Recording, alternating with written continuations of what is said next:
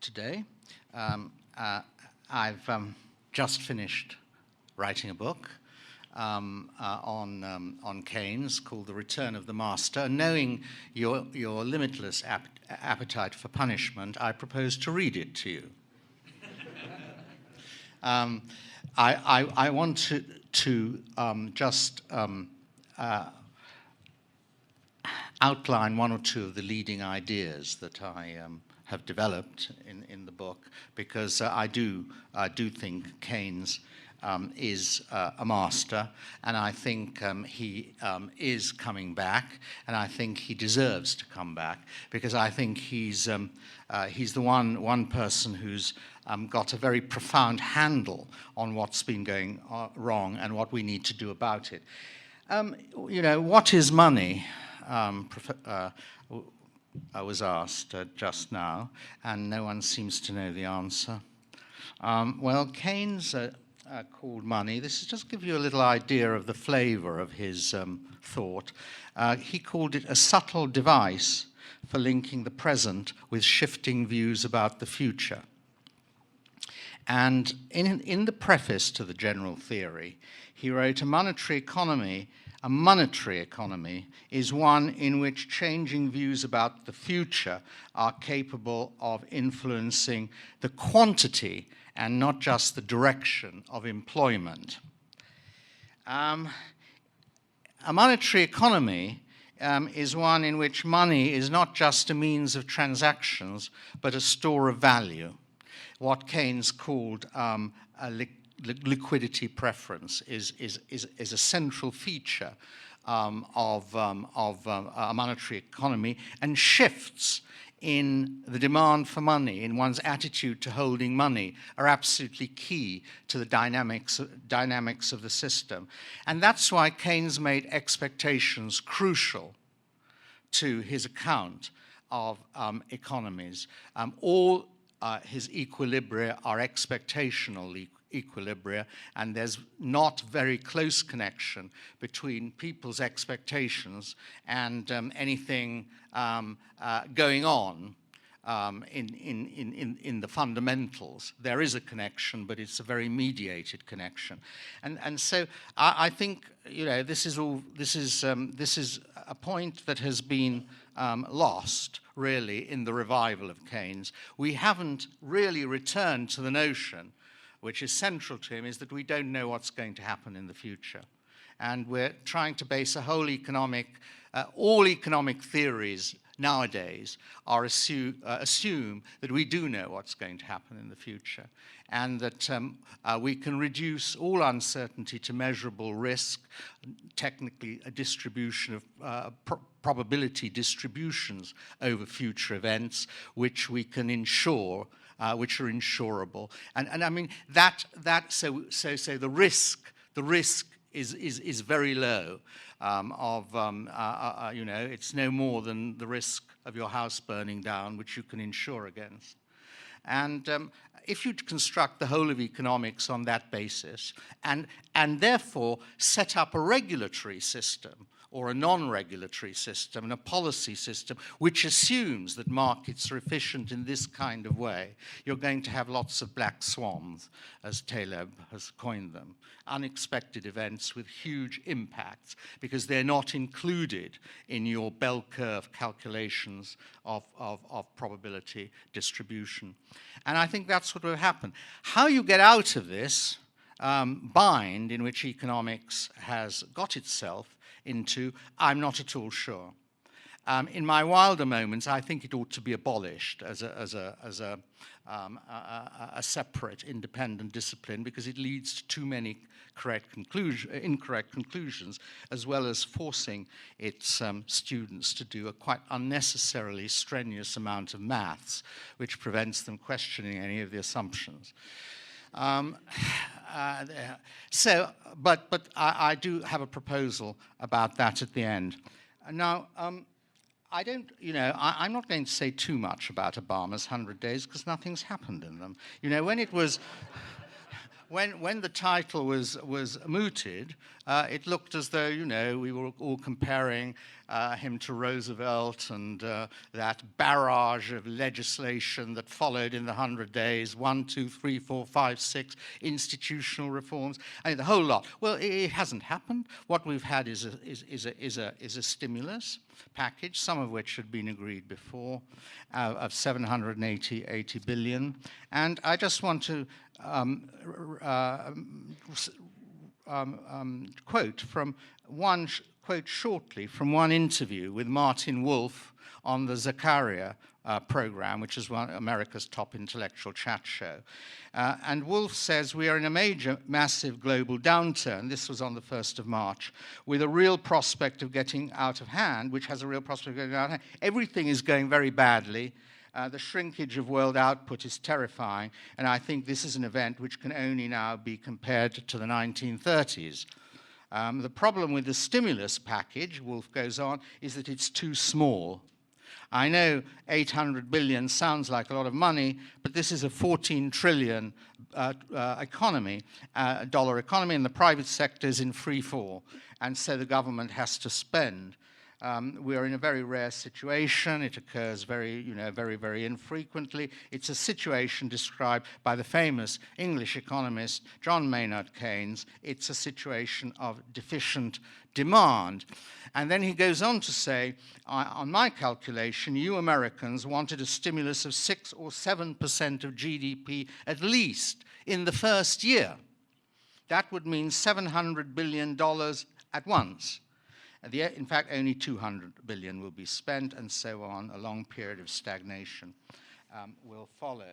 And I think, okay, that's Obama's first 100 days.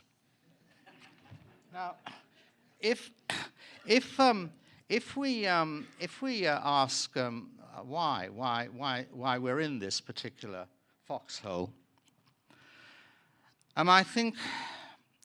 As Professor Terzi says, it was a constellation or conjunction of separate malfunctioning bits which were joined together and then followed in a logical kind of sequence. Once one sector of the economy, and the most important one, the banking system, got into serious trouble, then that infected everything else. And I think one succinct way of summarizing the central plot of this crisis is housing market meets financial innovation. The US housing market gets linked to the world banking system through the spread of securitization. This causes the breakdown of the banking system when the housing bubble starts to collapse. And I agree with those speakers who have said that it was unsustainable.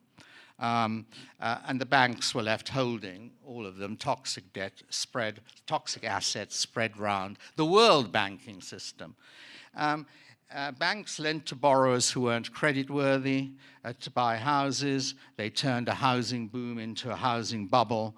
Prices and home ownership leapt upwards between 2000 and 2006. And this wasn't due to a surge in the demand for credit, as has been observed earlier. The demand for credit is almost infinite. It was due to a surge in the supply of credit. A housing bubble was fed by a number of by a credit explosion. I mean, you had the cheap money element in it, but then you also had predatory lending. The banks scooped up the ninjas, no income, no jobs, no prospects group, the subprimers. It teased them with virtually free money, and the interest rate. The repayments only started to command interest rates after a year or 2 years usually. So you basically were getting the money free, and then you only later had to start paying. That was not something that had been done before. Securitization, these acronyms became almost household words among the cognoscenti, at any rate.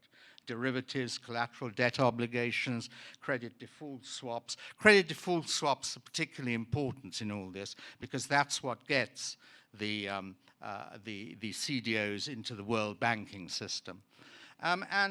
What it all amounted to has been described countless times, so I'm not going into it. We all know the sequence then: the fall in house prices, the rise in default rates, the growth in proportion of toxic assets in the bank's balance sheet, the freezing of the interbank lending market, the fear and actual occurrence of bank insolvency and spread of insolvency. And once the banking system got wounded, then everything else follows. The collapse of commodity prices, which started in July, or in September actually, it became really noticeable, almost at the same time as the collapse of Lehman Brothers. Stock markets started collapsing, and the real economy started shrinking, all in the space of 3 months, from September 2008 to the end of the year. Although premonitory signs had been present before, it was still possible to make growth forecasts up to the middle of 2008, which only assumed a very, very slight fall in the rate of growth, from about GDP 3% a year globally to maybe 2.9%, or something like that. And then, of course, they all had to be revised downwards. And one of the difficulties of finding out what's happening today and where we are is that they're all backward-looking, these projections from world bodies. So are we still sliding? By how much are we still sliding? Are we sort of bottoming out? No one knows. It's an example of Keynes. We don't know. Is the present stock market a bounce, just a blip, or not? We don't know. I've been at board meetings. I'm a member of a number of boards, and we all talk about this as though we have some way of knowing. And then finally, at the end of the discussion, everyone agrees we don't know. And therefore, we don't know what to do exactly. Does one sell a company? Does one keep going? What's the price? And all of this is very, very much very uncertain at the moment. So the question is, why did a situation which seemed reasonably healthy in 2007 and even early in 2008 suddenly turn so sour? In Taleb's terminology, why did a black swan suddenly appear out of a clear blue sky? I think it's a very graphic phrase, and I'll use it, but it's not quite Keynes, actually, but nevertheless, I think it's visually quite exciting. Now, one might give 3 reasons for why this happened, depending on one's economic theory. And I agree completely. There is no consensus among economists. Where I would disagree is that there may be one on the horizon. I don't think so. I think that the disagreements are far too profound and involves not technical considerations, but the way one does economics. That is the key to the whole thing. And one does macroeconomics differently from microeconomics, and microeconomics dominates economics. And as long as that is true, macro considerations are not going to be given a fair wind. And I think we'll see how we could deal with that later on. But I'm not very optimistic. So the first explanation, which is given by economists of conservative bent, is mistakes in policy.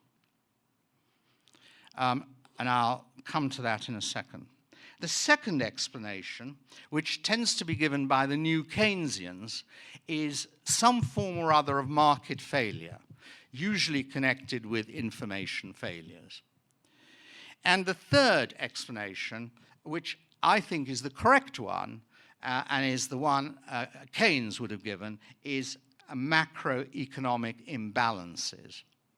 I'll just go through those very quickly. Now, the main candidate for mistakes in policy is Alan Greenspan. You know, he suddenly moved from being the hero of all conservative Americans, the master of the universe, into being a scapegoat. He was responsible for what they call excessive credit creation. Excessive credit creation, you know, not just credit creation, but excessive credit creation. And he did that by keeping money too cheap for too long. By the time he tried to remove the punch bowl, the party had got out of hand. Interest rates did finally go up. It was too late to do anything except bring about the collapse of the housing bubble, and by doing that involve the whole of the banking system in ruin. Surprisingly little, there's been surprisingly little criticism of fiscal policy, which I think was very, very mismanaged in the Bush administration, because Bush was a conservative hero, and after all, we spent all those deficits wisely, didn't we, by invading Iraq and sort of Afghanistan and other such noble enterprises on behalf of freedom. But anyway, Greenspan, at any rate, has got the flack, and it was... Now, of course, to blame Greenspan involves at least the new classical economists in theoretical incoherence. Of course, if markets are efficient, they can't generate black swans, and they believe markets are efficient. Therefore, the crisis must be due to a mistake in policy. And so you get you get the money glut. I think the money glut theory of the crisis, that's probably the best way to remember it. This is a rerun of the money glut theory of the 1929 Depression as well. You had money glut, and then when the money supply collapsed, you got a really great depression because the monetary authorities didn't print enough money. So, you know, you're just getting a rerun of a very old record. The idea is always that a boom has to end in a slump, because a boom is the wages of sin, after all. And you know what the wages of sin are. You have to have the great penance, and the boom and the slump is it. But of course, at the same time, this view of the causes of the present crisis are theoretically dangerous for people who believe in efficient markets, because it destroys one of their main propositions, the policy ineffectiveness proposition. Policies cannot have these effects because they're all anticipated, and yet the excessive money glut theory of the crisis assumes that market participants were fooled by money illusion. So the new classical economists, faced with this sort of foxhole, have to abandon rational expectations and fall back on some version of adaptive expectations, which they'd already fed out of their system because they felt it didn't do justice to our incredible computing and learning powers, that we should go on being fooled by such obvious things as creating too much money, which we all know we would have anticipated. So not only are they, in Robert Lucas's words, the new classical economists, Keynesians in a foxhole, they also rapidly retreat to adaptive expectations in a foxhole in order to explain what's happening and give some scope for policy intervention. So that is the conservative view of the crisis. Now, a second view, which is a new Keynesian view, is that there's been some information failures, and Stiglitz has written quite a lot about this. And this is the new Keynesian attempt to rescue some Keynesian propositions from the assaults of the new classical economists, and essentially. They emphasize some sort of either stickiness in the price system or information failures. And here the information failures may be between, you know, the lenders and the borrowers of the banking system, and so on. But their central proposition, difficulty in changing menu costs as an explanation of crisis, can't work here. Menu costs of changing prices can't be right here. Prices change like instantly in stock markets. So, information failures, it doesn't seem to me, or asymmetric information, while they may be valid explanations for crises in particular markets, can't explain systemic breakdown. And so the new Keynesians are stuck. They don't really have a very good explanation of why, for systemic failure of the kind we have experienced. Because the problem is symmetric ignorance, not asymmetric knowledge. All the participants were to some extent ignorant of what they were doing. The only people who were not really ignorant were the traders, who never bought the efficient market hypothesis anyway. For them, it was simply a game. It was simply a matter of switching, selling and buying very, very quickly, and making sure they weren't left holding the baby when the music stopped, which they knew it was going to, but meanwhile they might have retired with 50 million or something. And when, you know, it was like a game of musical chairs. Now, they didn't believe any theory. In fact, most of them never done in any economics. That's why they were so successful. But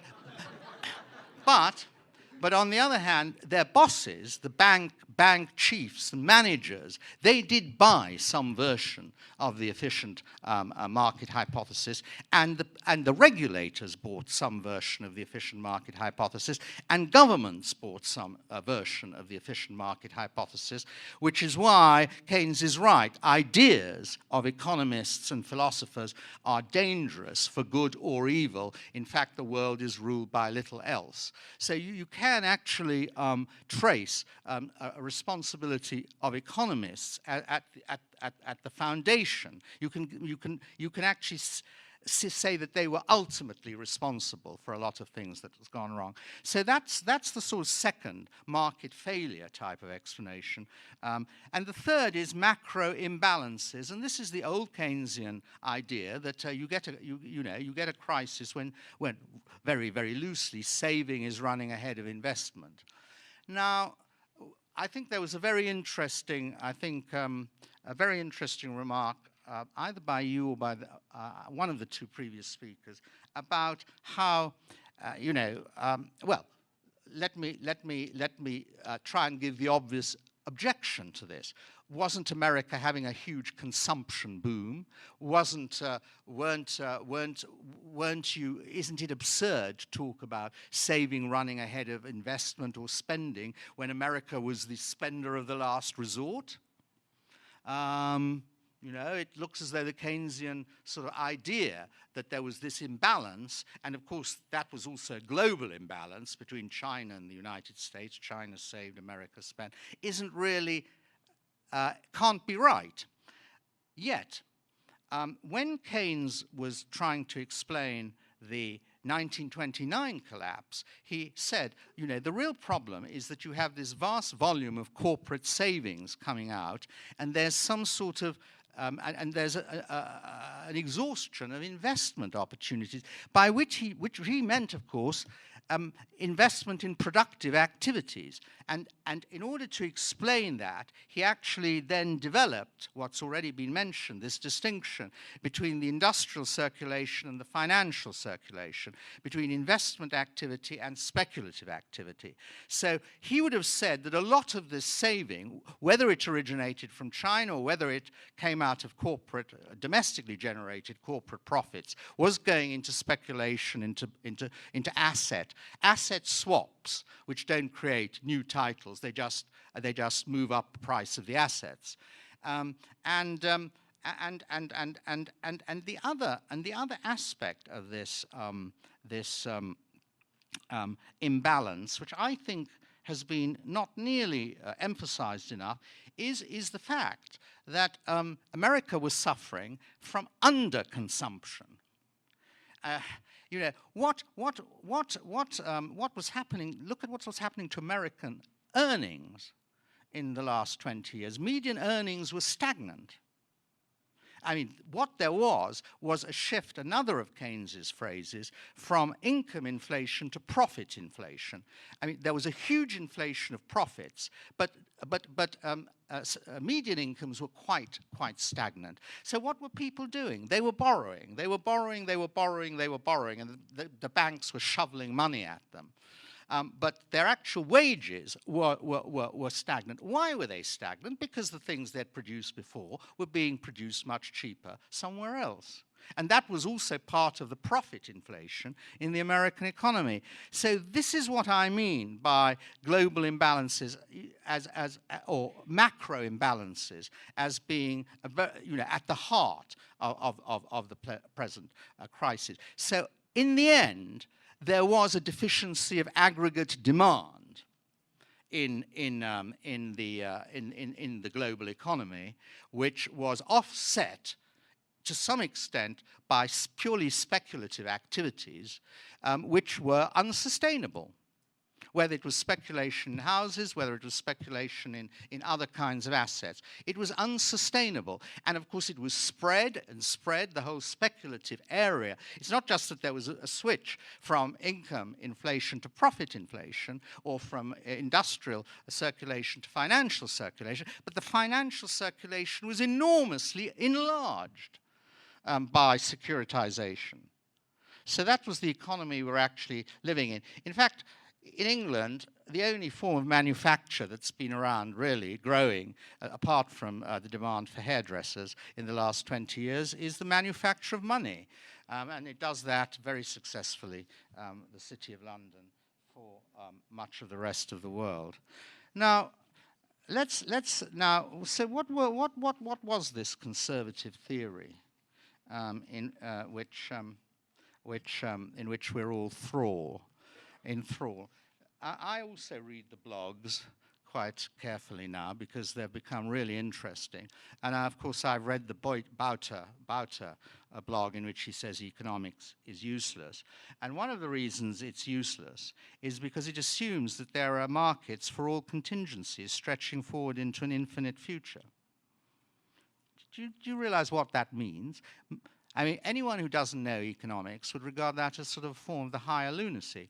And in fact, Locke defined madness as a logical argument from false premises. And in that sense, technically, most Chicago economists are mad. They argue relentlessly from false premises. And the false premise in this case is complete markets, which are contingent markets, which assumes perfect information. It's equivalent to perfect information about not only what's going to happen tomorrow, when you can say it might be a reasonable approximation to reality, or even next week, but into infinity. So, what sort of economics is that? And what I would sort of claim is that's the only way most economists know how to do economics. Now, one of the things that's made this particular madness possible is mathematics. Now, let me just, in America, someone's described such debate as there is in economics as one between freshwaters and saltwaters. Now, the freshwaters are located in Chicago, in the vicinity of Chicago University, where they spread like a cancer all around the world through economics departments, through research assessment exercises, through control of the journals, and so on. And then there are the saltwater economists on either shore, Harvard, a lot in California, who sort of don't have a very coherent sort of position, but at any rate, their common sense is greater than their logic. Here it goes.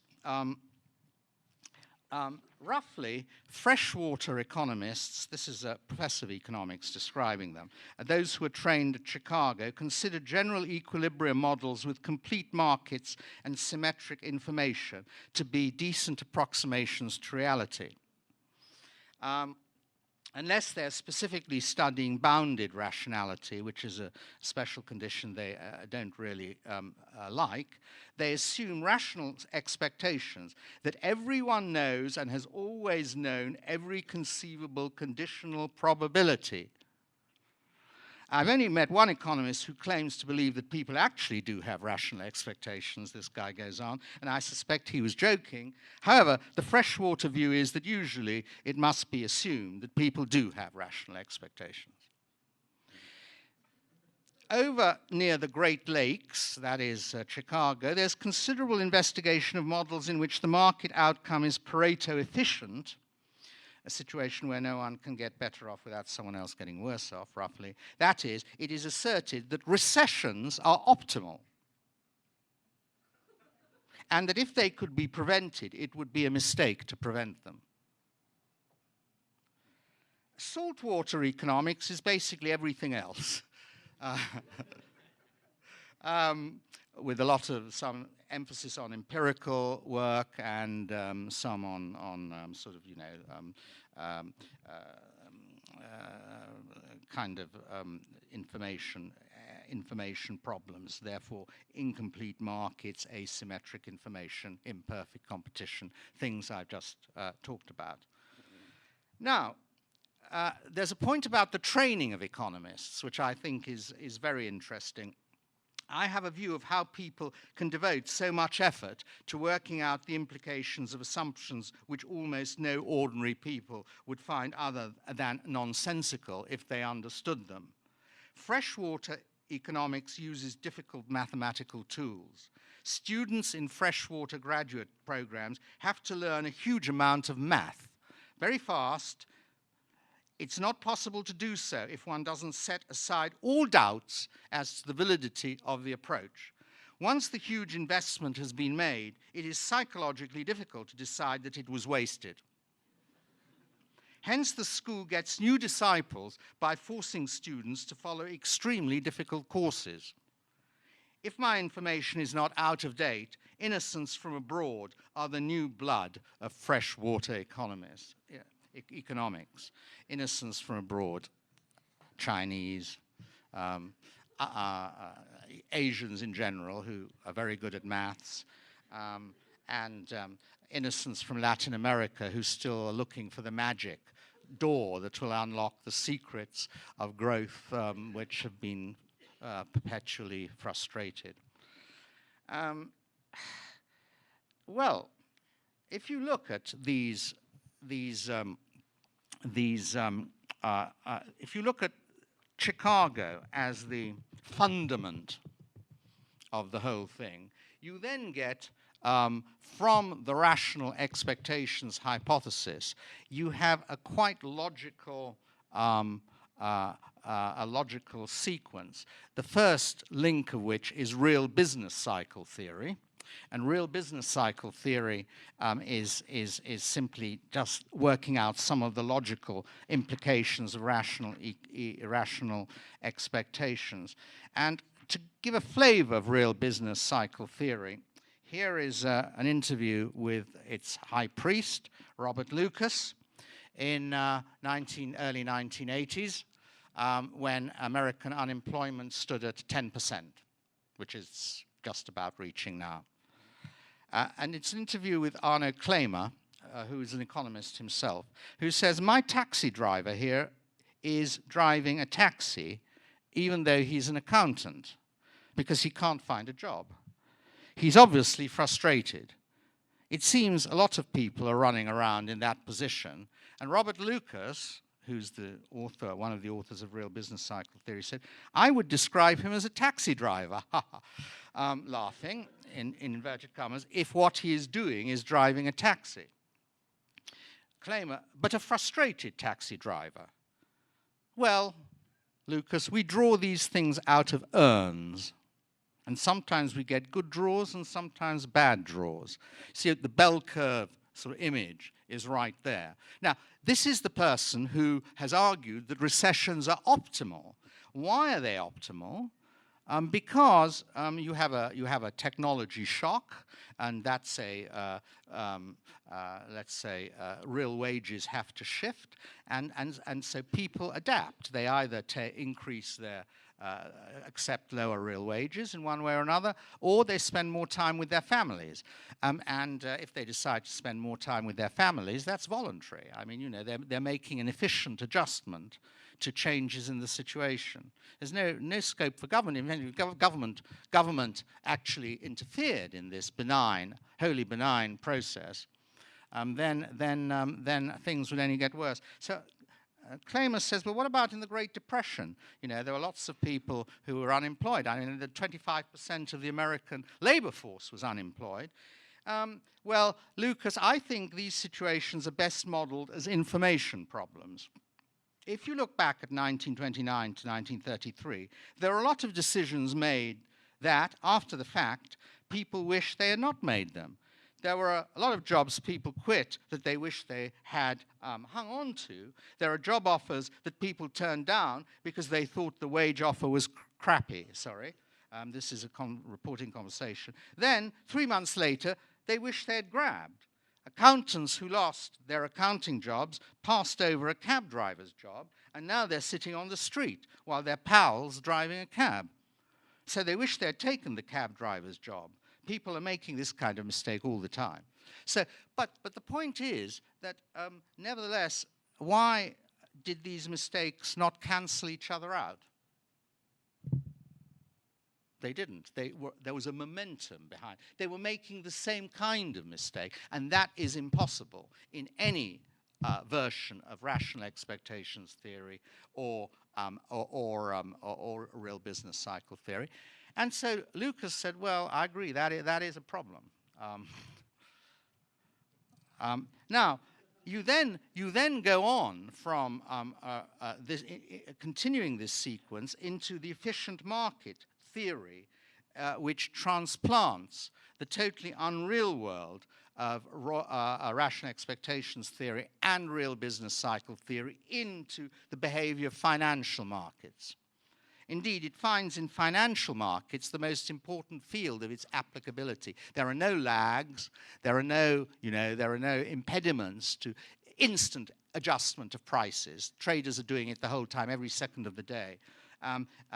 It says that the prices of stocks and shares represent the best possible estimate of the values of the underlying assets, taking into information both private and public. In other words, stocks and shares are always correctly priced, but more importantly, risks are always correctly priced too. And then Greenspan tells Congress in October 2008, well, you know, my whole intellectual structure has collapsed. There was obviously worldwide underpricing of risk. Dear, dear, dear. It seems that these risk forecasting models couldn't capture the full range of variables which affect risk.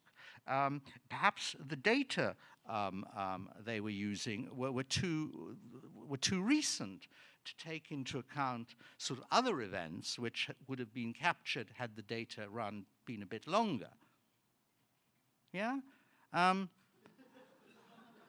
And in fact, if you look at some of these risk management or risk business models, like long-term capital management, which proved that the kind of crisis which bankrupted them all 3 months after, 2 years after they started, was a 1 in 4 billion year chance.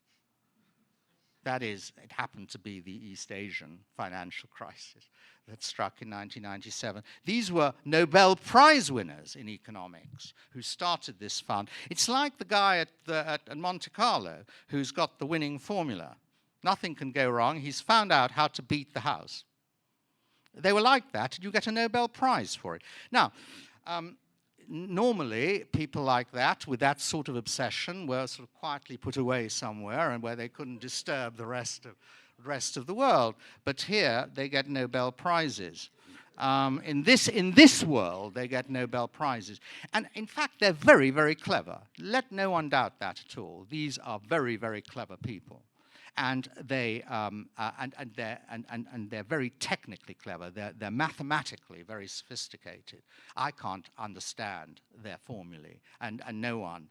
It's quite sophisticated maths. I mean, maybe you understand all this, but I don't. Anyway, but look at the conclusions to which it leads. Anyway, so you have efficient market. And unless you don't take everything I'm saying on trust, but I want to read out just one thing before I come to my wrap up. Britain's Financial Services Authority described with great honesty its regulatory philosophy, which it now realizes was completely mad. But this it followed until a few months ago. At the core of our assumption has been the theory of efficient and rational markets. 5 propositions with implications for regulatory approach have followed. Market prices are good indicators of rationally evaluated economic value. The development of securitized credit, since based on the creation of new and more liquid markets, has improved both allocative efficiency and financial stability. The risk characteristics of financial markets can be inferred from mathematical analysis, delivering robust quantitative measures of trading risk. Market discipline can be used as an effective tool in constraining harmful risk-taking. I should have had a slide with this piece of fiction. Financial innovation can be assumed to be beneficial, since market competition would winnow out any innovations which did not deliver value added. In other words, a Darwinian assumption added at the end, and the Darwinian assumption is probably pretty central in much of this analysis. And then you have the Gaussian bell curve and all that. What's the remedy? What's the remedy? What's the remedy? Well, I mean, some very interesting ideas have already come out of the previous discussion. I don't think they're practical, actually. I don't think you're going to abolish central banking. I don't think you're going to be able to make banks parts of the finance ministry. And I don't say just because as simply an attack on technical solutions, which aren't immediately possible. I say it because I think the 2 previous speakers did miss something of Keynes in all this, though the spirit of Keynes was very much alive, and that is the crucial importance of expectations. I didn't hear the word expectations, and I didn't hear the word liquidity preference in their presentations. Keynes actually said, he was asked to advise the Swedish government on what to do in 1932, and he said, I would balance the budget now if that was good for expectations. His theory was expectational, and that is why he thought that depressions could persist long after you got shares at bargain basement prices. Why didn't you then why didn't people go into the market and buy stuff for dirt? Because the pessimistic expectations that had led to the slide were then fixed until something turned up which would actually improve expectations. And it wasn't just because money had become cheap, but businessmen had to have the confidence to invest again. You could pour money into the system, but unless they did have that confidence, they would in some way or other just build up their cash balances. And that's even if you released credit. It wouldn't necessarily produce increased investments. So it was a very, very delicate situation. And I think that's why he was a very cautious and wise economist. Very radical in his thinking, but very, very cautious in policy, actually. And if you look at all the advice he was offering from 1933 to 1940, he said, in 1939, he said, "I doubt whether we will be able to make the experiment to prove our case outside the conditions of war." Because people didn't buy the model. Now, this is a big problem for recovery policy today. Most businessmen and policymakers have been brought up on a different model. And to act against the model would be to act in a model inconsistent way, which of course would dub them immediately as irrational by the mainstream. So I think there is a real problem in stimulus measures. And I mean, we're in uncharted territory, and we're also subject, their effects are subject to huge uncertainty. Now, what would I do about economics? I've got other things I'd do, but I mean, and let me just concentrate on this. We have to try and find some way of dethroning the Chicago School of Economics. The best way I could think of doing that is to sort of try and effect, which does seem to me just about within the realm of the possible, and probably is a long-term evolutionary trend anyway, is to separate macroeconomics institutionally from microeconomics. They don't talk to each other anyway. Because as long as you have the whole of economics based on the study of the optimizing individual with perfect information or enough information, if optimization remains the centerpiece of economics, you cannot logically get the kind of results we're having now. And that has been the whole trend of economics ever since Ricardo. I mean, all that Ricardo lacked to be Robert Lucas was the adequate maths. But the mindset was already there. And it's just been developed and developed. Now, macroeconomics is inescapably tied to policy. In fact, if policy interventions weren't needed, and institutional prudential macroeconomics weren't needed, you wouldn't have any macroeconomics. The existence of macroeconomics is a denial of the basic presuppositions of rational expectations theory, real business cycle theory, and efficient market theory. All you would need is a theory of money, and then you have neutrality of money, which is part of the whole thing. So you've got to get macroeconomics from out of this, and to prevent the development of single locations in different centers of learning which multiply and reinforce error and mistakes of the kind that economists make, or mindsets.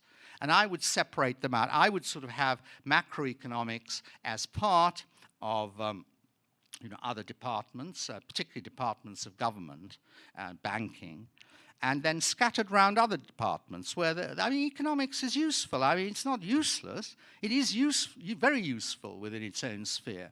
But it's sort of, it's not fit to be the queen of policy. And if you did that, then I think you might eventually achieve what Keynes hoped for, which was to make economists useful citizens like dentists. Thank you.